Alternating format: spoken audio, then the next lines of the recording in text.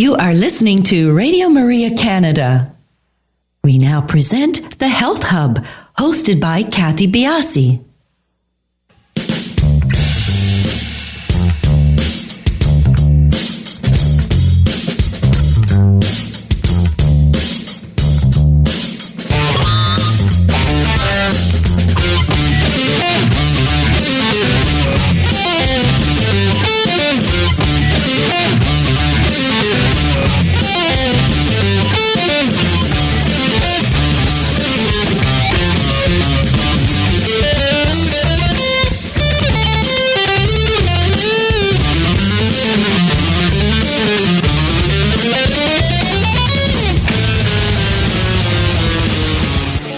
Good morning, everyone, and welcome to the Health Hub. I'm Cathy Biase, and along with our producer, Alex Diaz, we would like to welcome you to the show this morning.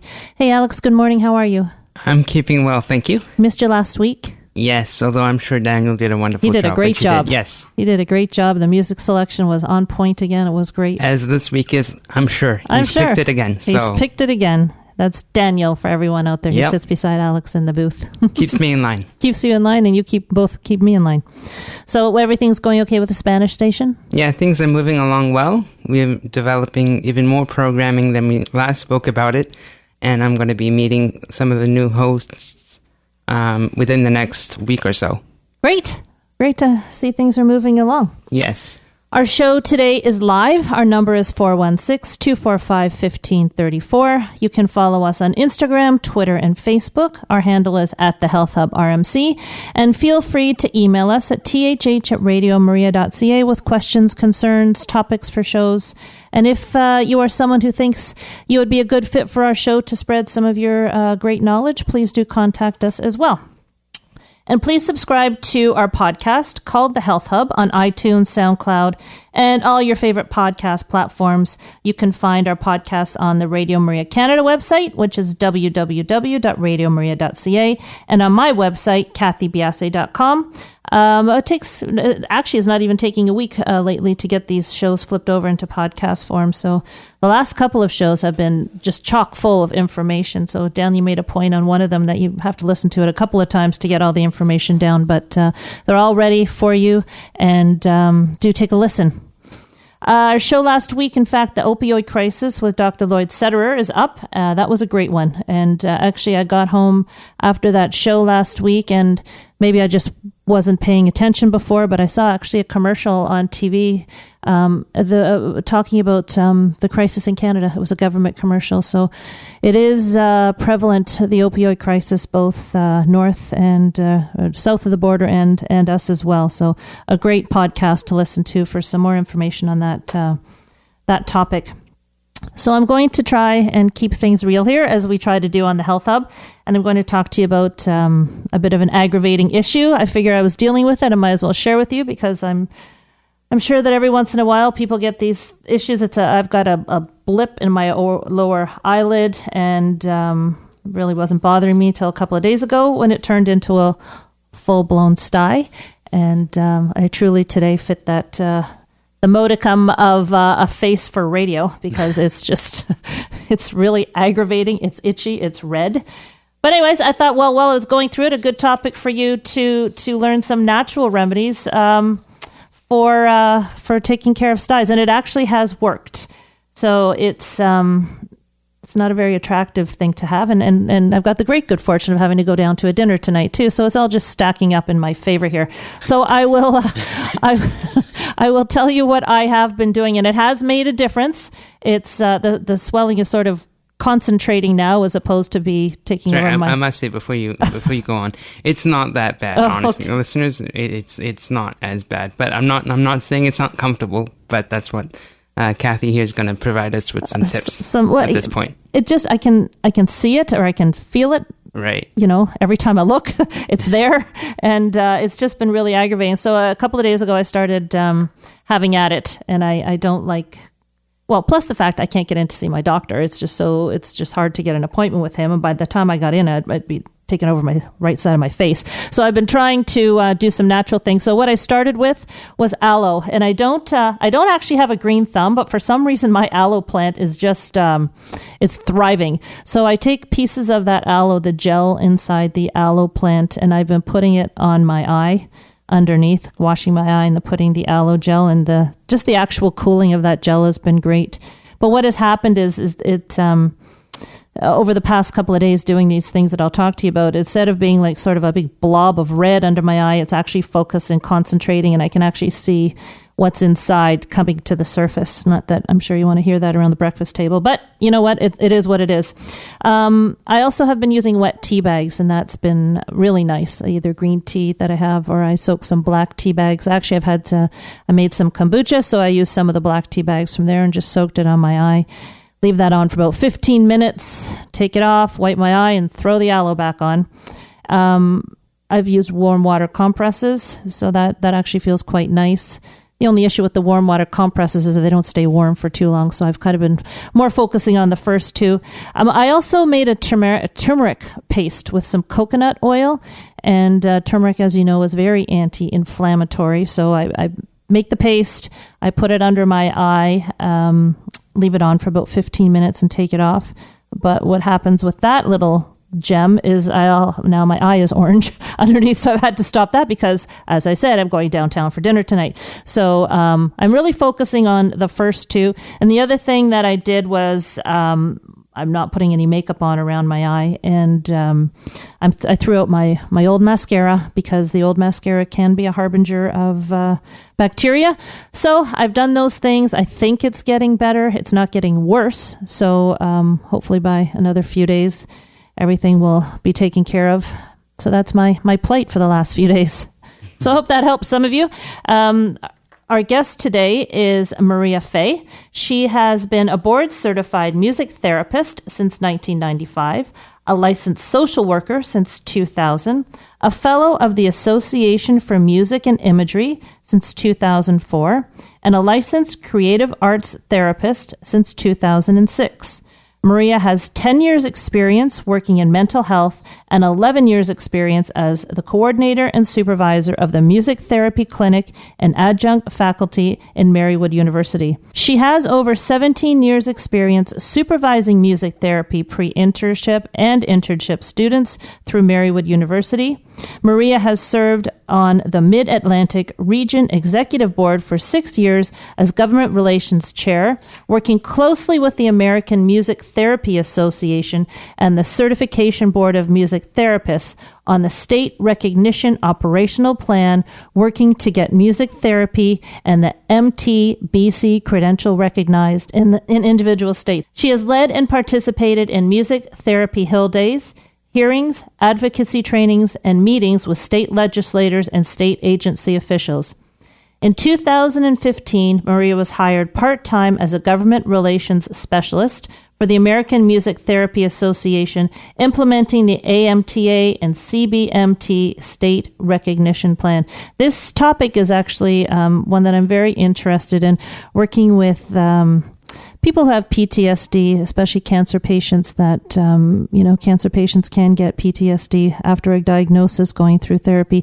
Music therapy is one of the therapies that, although it's very hard to find in our area, I haven't come in contact with a music therapist yet from my area. It is one of the therapies that is very much recommended for stress-related illnesses and diseases. So I'm very interested in finding out more about this topic from Maria.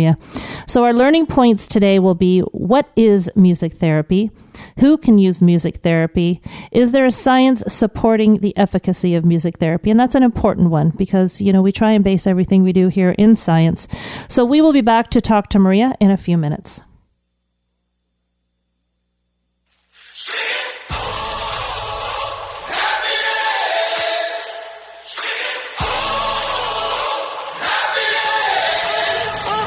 I got a homesick heart, but a long ways left to go.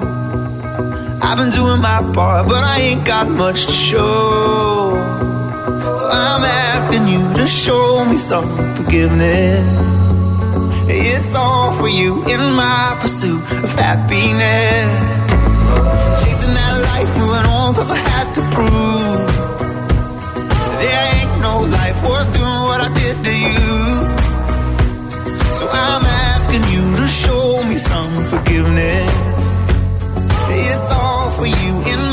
pursuit of happiness. I've got dreams that keep me up in the dead of night, telling me I wasn't made for the simple life. There's a lot I see, but it's far in the distance. I'm asking you to show me some forgiveness. It's all for you in my pursuit of happiness.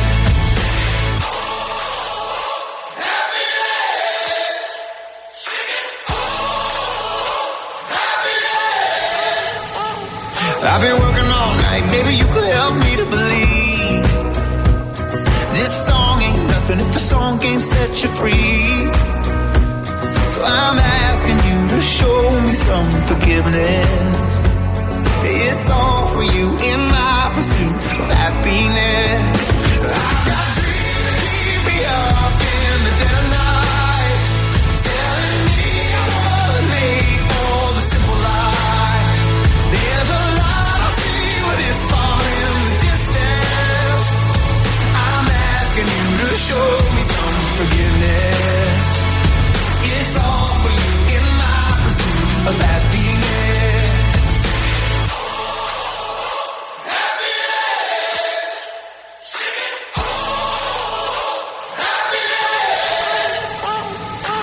Sometimes you leave the ones you love, but if it's love, they won't give up, 'cause they know a war's raging, and you gotta choose. These days are tough, these days are long, sometimes it's hard to carry on, but I hear a voice singing, and I know it's true. I've got dreams that keep me up in the dead of night, telling me I wasn't made for the simple life. There's a lot I see, but it's far in the distance. I'm asking you to show me some forgiveness. It's all for you in my pursuit of happiness. Oh, happiness, happiness. I'm singing, I'm singing, I'm singing. Oh, happiness. You are listening to Radio Maria Canada. We now continue with the program, The Health Hub, hosted by Cathy Biase. Welcome back, everybody. Our show is live today. You can call in at 416-245-1534 if you would like to speak to Maria, myself, or Alex, or Daniel. Give us a call. Maria, welcome to the show. Thank you very much for having me. Thank you for taking the time. It's a very interesting topic, and I know you've been doing this for quite a while, but it's really not a therapy I don't think that a lot of people turn to. Maybe you can just start off with what exactly music therapy is. Sure. Music therapy is relatively a newer field. We began in the 1940s officially, but even though using music and healing actually started much, much earlier. But I'll give you the official definition of what music therapy is. It's the clinical and evidence-based use of music interventions to accomplish individualized goals within a therapeutic relationship by a credentialed professional who has completed an approved music therapy program. To put that in layman's term, what that means is we're all kind of familiar with music education. As we you go to school and learn about music, we're kind of learning a product. We're learning to perform. We're learning to learn an instrument. In music therapy, we're more concerned about the process, so to achieve non-musical goals. So, for instance, a child who has autism, one of their needs may be difficulty communicating or interacting socially. So what we do is we use music to kind of achieve some of those non-musical goals. Some of what we can do also can be musical goals, but we use music as a tool to kind of develop some of those skills. How did you get involved in this line of therapy? It's a typical answer. When I was thinking about what to go to school for, I really loved music. I really felt I had a calling to help people And it kind of was just that magic field where those two things kind of really fit together. And I've seen some of the things in my life. I have a nephew that has autism and various things, and you could see how music could really help individuals.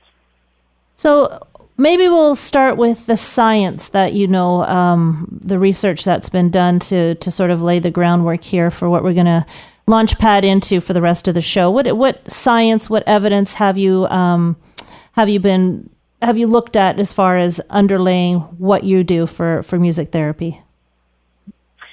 So like I was saying earlier, music has been used almost probably since the beginning of time. There's even some recent articles that I've read that even suggest that, how we have grown as humans. We have actually, music played a very important part of that. Music was important in connecting those individuals to each other and bonding with each other and giving a means of expression. Even Greeks, Aristotle and them would use music and different modes of music to express different emotions. Shamans in the old cultures would use music like that. In the Bible, David Palm's psalm was the harp. Now, it wasn't until the 1940s, after World War I and World War II, when veterans were coming back from the wars, that they were looking for things to help the veterans in the hospitals. And so they saw that music really started to help them. So that's when music therapy kind of started to be formalized in the 1940s. In the 1950s, there was a music therapy program that started, the first in the world, which is at Michigan State University. So we are a new field. We do have research journals. We have, in America, we have the Journal of Music Therapy. We have Music Therapy Perspectives. So we have a great wealth of knowledge within those journals, as well as in other journals in other fields, too, that show the efficacy of music and how it helps various populations. Are you, is this a university program, or do people coming through a music degree go off and specialize in music therapy? How does one become a music therapist? Yes. So you in the United States, the bachelor's level is the entry level into the profession. So you will go to a university, you will major in music, because that's the tool that you're using. You major in music, and you get a music degree, but you also take courses such as special ed and abnormal psychology and intro to psychology. You take your core music therapy courses, psychosocial foundation of music, music and therapy. And if you do not know how to play piano, you need to learn how to play piano. You need to learn how to play guitar. You need to be familiar with percussion and play percussion and voice. Those are the primary instruments that we use in our field. So if that's something that you don't know, that is something that you will have to learn. You do 1,200 clinical hours between the undergraduate and a 6-month internship after the 4-year degree. After you complete 1,200 clinical hours, that makes you eligible to sit for a board certification exam. Once you pass the board certification exam, you are granted the title Music Therapist Board Certified, MTBC. In Canada, I think it's NTA, Music Therapist Accredited, if I'm accurate. So it's a pretty intense and a pretty rigorous course of study. It absolutely is. I had no idea about that. It's probably why there aren't a lot of music therapists around, especially if it's new and it's that intensive. It's not just a weekend trying to figure out how to relate to somebody. This is very intense. Exactly. Exactly. When in the undergraduate, you are exposed. We are a very broad field, so you're exposed to all the different populations that you could potentially be working with. And we work with, we say cradle to grave, but it's almost kind of pre-cradle, with expectant mothers, all the way to hospice and everything in between. So, children with developmental disabilities, people with addictions, hospice, mental health, with the elderly. So we get exposed to that all at an undergraduate level. And then as you go along in your career, you'll begin to specialize in one of them. I was just going to ask, so you, with the number of different avenues you can go down, you do specialize after you come out of school? You pick the area? Yes. So then you would have to, Yes. my thought would be that you would have to have, as well as the music therapy certification, if you were going into a specialty with, say, autistic children, like you mentioned earlier, you would probably have to have, I could be wrong about this, but you'd probably have to have a fairly good working knowledge of that disease. Absolutely. Yep. Interesting. Yes. Now, are you a regulated association? So our profession is not really regulated. In the States, we have 9 states that currently have state recognition. So we have a national certification, which, is national. But as we've gone through it in our career, we've noticed that we are not recognized individually in the states. So as a Music Therapy Association and the Certification Board of Music Therapy, what we are trying to do is go back into the individual states and try to get music therapy recognized in individual states. So currently in the states, we have 9 states that have state recognition: Connecticut, Georgia, Nevada, North Dakota, Oklahoma, Oregon, Rhode Island, Utah, and Wisconsin. And they are at various levels of recognition. Some of them are licenses, some of them are registries, some of them are certifications. You're working on it, I guess it's a work in progress? It is, yes. This year we have probably over 14 to 20 states that are going to introduce legislation for music therapy. Is music therapy, are you referred to by doctors? Is this something that's kind of gaining ground? Because it's not, I don't often hear of I know of it personally because it's sort of part of one of the referrals that if I had a person to do it to, I would. But music therapy wouldn't be the first go-to for many people because it's not very well known. So who is referring to you? Various people. So doctors definitely refer to us, caseworkers, case managers, other therapies, speech therapy or occupational or physical therapy. Sometimes they'll find that clients will plateau or they kind of are at a standstill with progress. What they'll often do is they'll often refer to music therapists to kind of get over that plateau or to help, progress in their treatment. So we work very collaboratively with all of the other professions. We're part of a treatment team, and we treat. So it's not a field that stands alone. We collaborate and we work together with all other professions. So what is the aim of music therapy? It depends on the population that you're working with. It depends on the individual client that you're working with.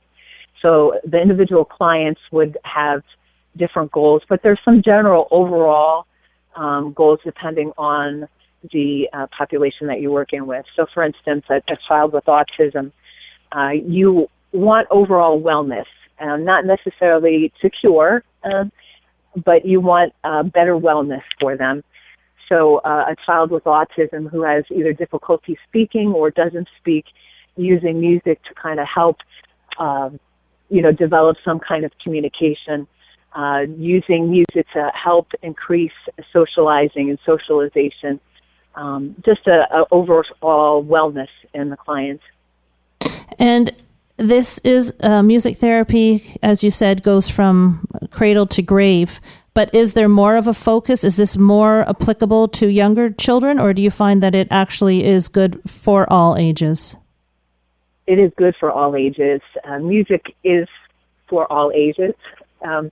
If we stop and think about as we stop and think about how we use music in our day, and even throughout your development, as children, we learned our alphabet singing, the alphabet song.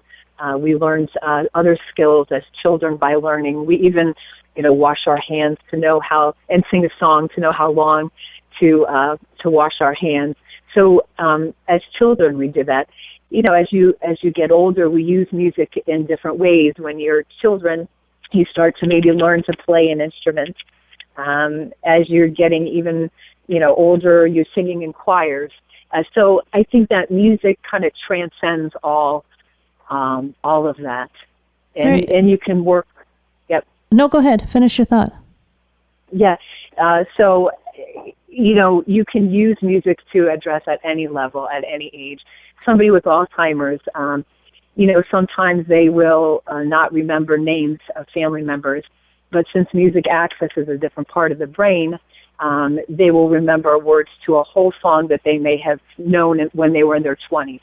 That's funny. Just before we go to break here, you just brought to mind, I think it was a YouTube video I saw a while back where there was an elderly gentleman who was nonverbal, not communicating, and they gave him earphones with music from I think it was jazz music that he grew up with, and he started singing along to the music. So I did see that, just put me in mind of that. But when we get back from our break, I really want to go into more specifics and maybe walk through some types of sessions that you would do with everyone. So we'll be back in a few minutes, everybody. Hey, you in the corner shaking in those boots. You know it, 1 for 2. You got the shaking vibe, but the feel won't do. We always say that we have unspeakable joy. So let our feet do all the talking when our words fall short. We got reason to get up, reason to get down. He's untreated, unshamed for joy, and now let joy won't solve. Happy dance.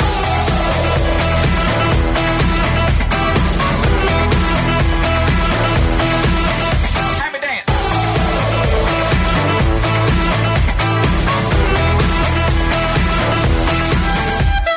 Hey, yeah, you in the back of the room with those concrete shoes. It's okay to cut loose. It ain't about how you move, but what moves you. We're so consumed with what we think we're supposed to be that we stop living like we know that we are free. We got reason to get up, reason to get down.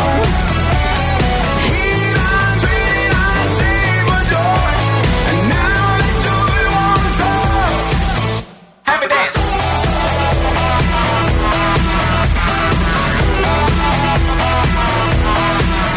Happy dance.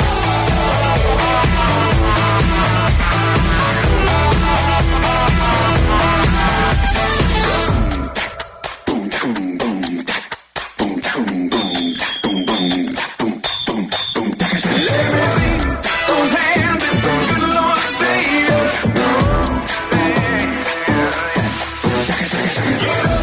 Get down to the heat unchained.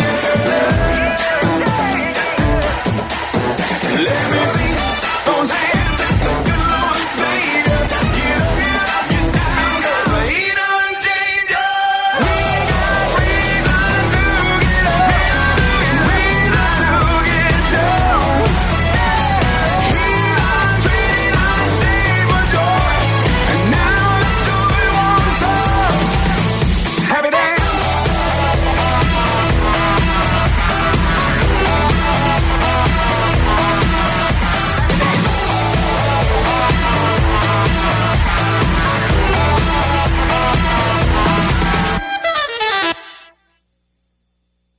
You are listening to The Health Hub here on Radio Maria Canada. A Catholic voice wherever you are. To contact us and be a part of the show, please call 416-245-1534. We now continue with the program. Here once again is your host, Cathy Biase. Welcome back, everybody. Our show is live. Again, you can call us 416-245-1534. And do give us a follow on Instagram, Twitter, or Facebook. We are at the Health Hub RMC. And our email address is thh@radiomaria.ca. So, Maria, let's get into some of the fun stuff. Music does take you to different places. When I was a kid, I played the guitar, and if I was upset, I'd play one song. If I was happy, I'd play another song. The music that Daniel just put on there, makes me bop on my seat. How do you choose your mode of music? Do you when you're with somebody, what makes you choose between, say, a vocal or a particular instrument? How do you figure that out? It depends on the setting that we're in, but the biggest thing is client-preferred music, which is key. So we're constantly looking to see what the client is responding to, and why they're responding to it and what they're responding to. For instance, I'll give a story of when I was working in mental health. I was working in a group setting, and there was one client who had a borderline personality disorder, so she sat outside separate from the group totally, and didn't join our circle. And so we would do our groups, and she would not participate or engage. After one of our sessions, she came up to me and had mentioned a country song called "Learning to Live Again." And so I went and I listened to the song. I thought this would be a great song to do a song and lyric analysis with the group, and brought it to the group the following week. And it was about learning how to live again after going through a divorce, which the clients very much responded to, because they were often learning to live again after they would have, a psychological break. So they were kind of constantly trying to live again. So they easily related to that song. So that client who sat outside the group then joined the group and started engaging in the process and interacting with the group. So that was a client-preferred song that she can relate to. She saw how the rest of the group members related to it. She began relating to them. So very much it's client-preferred, whether it's pre-recorded music or whether it is improvisation in a session with a child with autism. Children with autism are very sensory sensitive. And so we're constantly watching to see, are there any sounds that are disturbing to them? Are there sounds that they're really attracted to? And if they are, we incorporate those songs, even with client-preferred music or modes or styles that they enjoy to achieve the goals that we have. We're a very strengths-based profession, so capitalizing on client strengths and preferences. So, when I was doing a little bit of research before this, there are certain tones that strike, that make brain waves do different things. Do you get into stuff like that, or are you are you just going into these sessions open-minded and, maybe bringing many different instruments and getting feedback from them? Or do you have a protocol that you follow with different sets of people that you're going to see? Some music therapists may get into some of the different sounds and the effects of the different sounds, and they may incorporate that into their practice. As music therapists, what we will do is, if a client comes to see us, we will assess them, and we assess them on many different levels. So we assess their social and emotional behaviors and where they are. We assess their motor skills, their communication skills, pre-academic and academic skills, social skills, all those types of things. And then we assess that through music as much as we can, especially if they're younger students or younger clients. And then we create a treatment plan based on that. And then how many times then, a week would you see these people? Depends on the setting that you're in. So generally, probably about once a week, depending on the setting. Are most of them group settings, or do you find yourself doing more individual one-on-one work? Group and individual. So if a child, say, that has autism, who cannot tolerate being in a group, we'll probably have individual sessions at first, and then we will eventually try to transition them into a group setting to develop more cognitive skills. Also depends on the approach that you use in music therapy. So there's an approach in music therapy called the Bonney method of guided imagery in music, and that is primarily an individual music therapy approach. Some lend itself to more individual and some group. What is your specialty? I had 10 years in mental health, and I worked many years working with autism and developmental disabilities as well.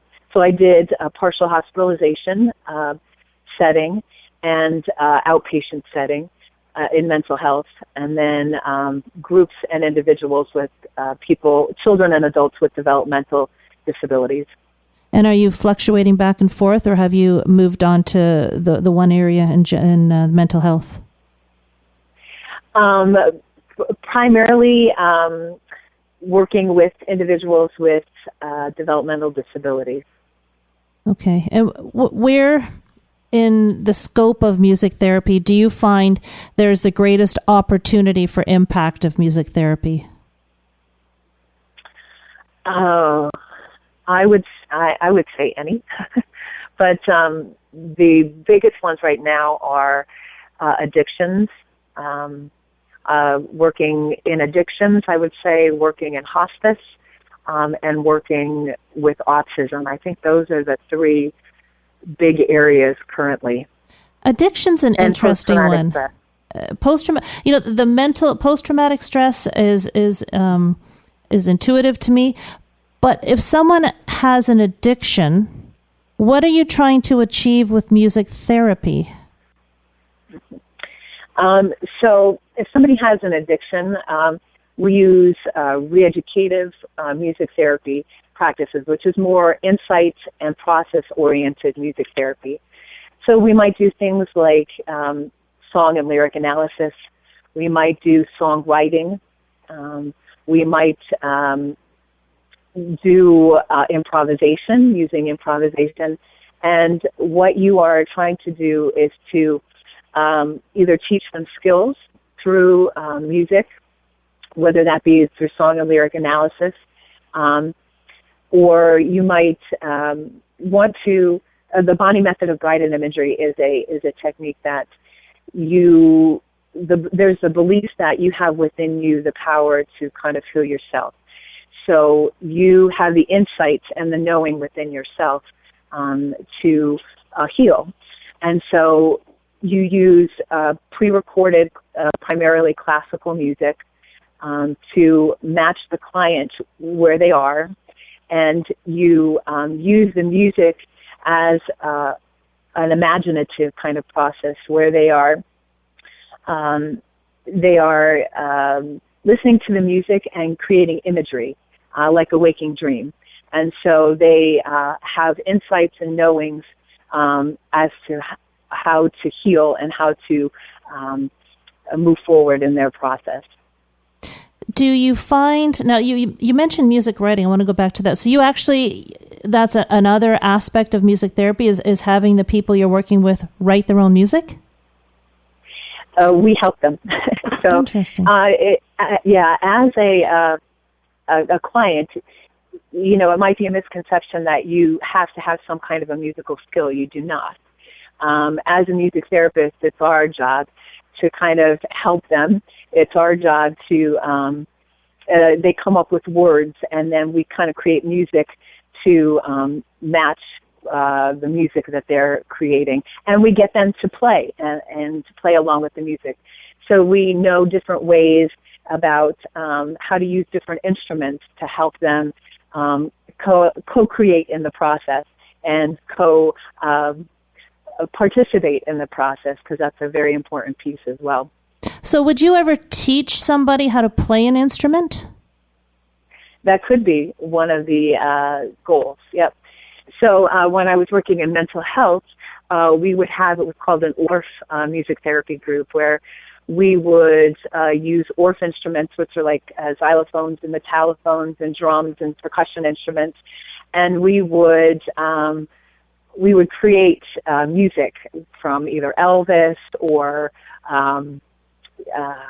whatever contemporary song that they wanted to learn, and they would actually play the music. We would teach them on those instruments how to play it, and that became a great social outlet for them. They were dealing with negative effects of their mental illnesses, where sometimes they were hallucinating, or sometimes they would socially isolate and withdrawn.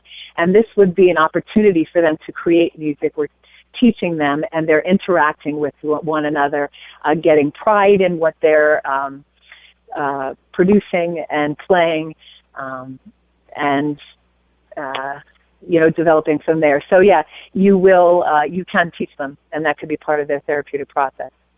You talked about one misconception with music therapy. So I'd like to get a broader picture of some misconceptions.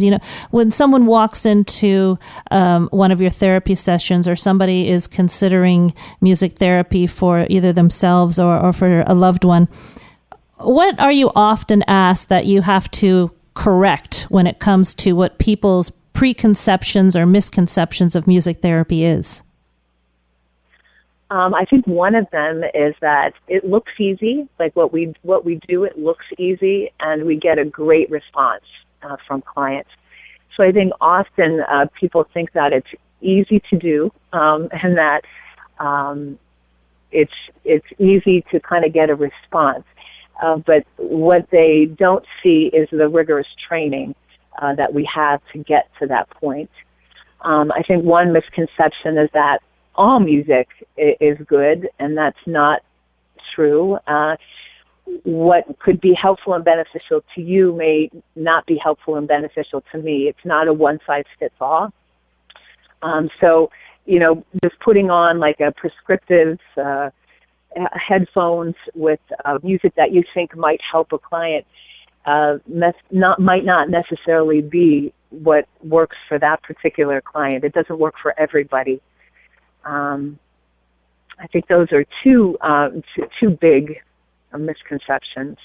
And then also that anybody can do music therapy. I think that anybody can use music. Absolutely, it can benefit anybody.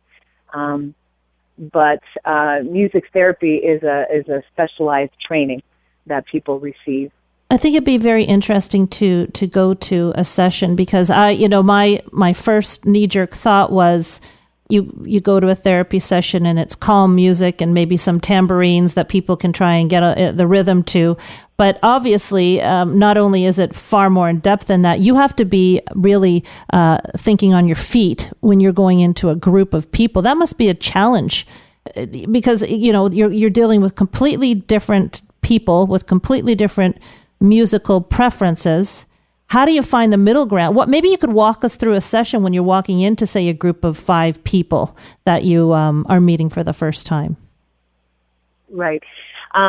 So say it would be working with the elderly. And so you walk into a session, and one of the first things that we do is we'll do some kind of a warm-up song. Whether that would be a welcoming song or some kind of a gathering song. And what that does is it really starts to bring all of the group members together. As a music therapist, we're constantly assessing. So we're seeing how they're reacting. We're seeing how they're reacting to each other. And a lot of times you will do a gathering or a welcoming song where you can assess what's happening. So we always begin with that. With the elderly, we might start with something, doing some movement and music, just to kind of getting them up and getting them active, or moving, if they're in wheelchairs, just moving. Again, that will activate the brain, activate their bodies. You can assess how they are with motor and movement and what they might need with that. You might have a theme. Say it's we're getting into the Christmas season. Say it's a Christmas theme, and we can do some reality orientation things about the seasons and about Christmas, and sing songs that might be related to them, and getting them talking about what is current reality orientation. Somebody might suggest a song from their childhood, so you sing a song from their childhood, and you help them reminisce and discuss memories that they might have had and feelings that they might have had with that. So then you have a session somewhat like that, and then you'll do a closing of some sort. So we try to address main areas like socialization, emotional needs or issues that they might have, motor skills, cognitive skills, all those. We try to hit some of those in every session. So is the objective in each session to open people up for other therapists, or are you trained to, so if someone has an emotional reaction to a song, are you stopping the music therapy and discussing their reaction to the song, or are you specifically going in to change the mood of the group and then someone else is coming in behind you to take it from there? Because here's what my train of thought as you were talking. My dad is in a home, and he had every Tuesday, I think, a man come, and they'd sit in a group, and they each had like a very simple instrument, a tambourine, and he'd play his guitar, and it was such a very happy for all of them to do this. It was a nice break in the day. But then that was him done. And after his hour, and it was a wonderful hour, and they sang. But that was, I don't think he would be what you would call a music therapist. He was going in to bring joy. So as a therapist, what's your next level after the music is over? Yes, so we would definitely address those things in the session. So if somebody were to have gotten upset by one of the songs, music therapists are definitely trained to be able to deal with that and to contain it, to deal with it, and have some kind of resolution to it. Oftentimes, especially in hospice settings, there'll be musicians that come in and not really knowing and understanding the process, and they might open up a client but not have the tools or the skills how to deal with it. If a music therapist is on staff, then they can come in and deal with that and kind of put some resolution to it. Yeah, I think that's an important point to bring out, because you have the potential to evoke very strong emotions. So you want to have the tools. You want to have the tools to deal with those emotions. Where have you found your greatest success, your greatest gratification? Has it been within a particular health setting, a particular client, or can you actually pull out a particular time where you got the most gratification from what you were doing? I think there's two very different examples. One is the Bonnie method of guided imagery is a technique that I like very much.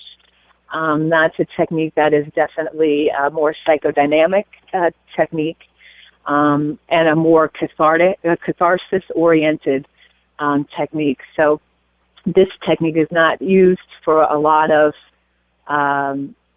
it's only for specific types of clients.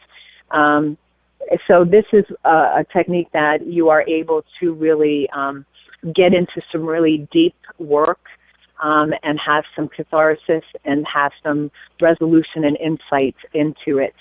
That is one that personally I really enjoy doing.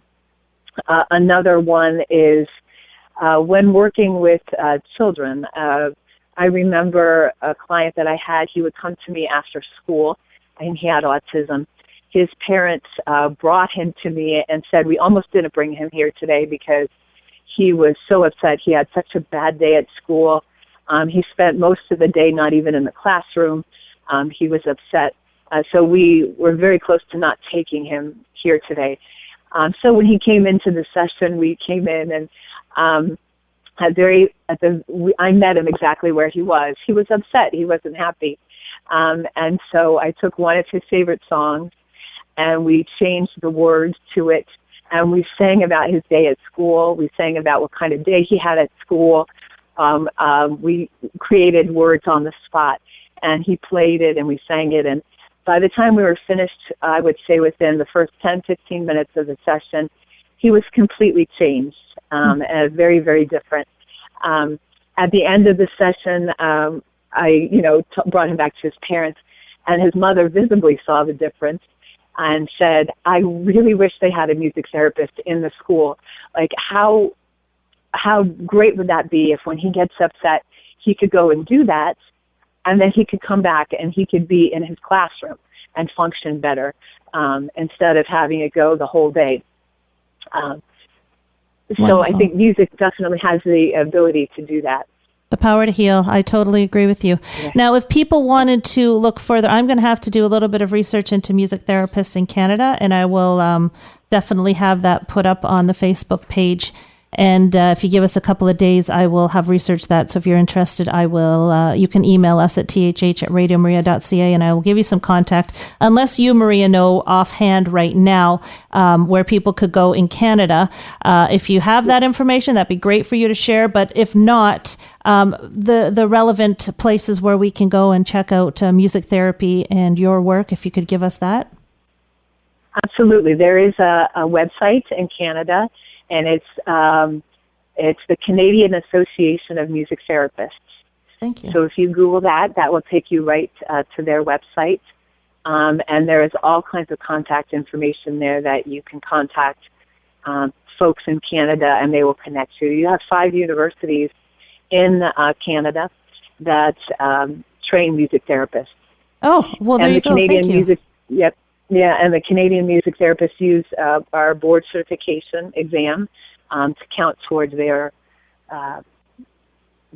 degree. And what about you? If someone wanted to get in contact with you, how would they do that?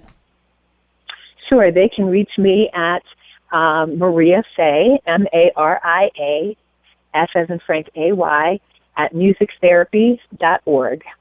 Thank you very much. Very interesting, and definitely something I'm going to look into myself, see if we can get somebody to be a little bit more familiar with our clinic. But I think what you do is wonderful, and I really appreciate you taking the time out today to talk to us about it and broaden people's understanding of music therapy and give another tool that we can use in our path to health. Everybody, thank you very much for joining us, and we will talk to you next week on The Health Hub.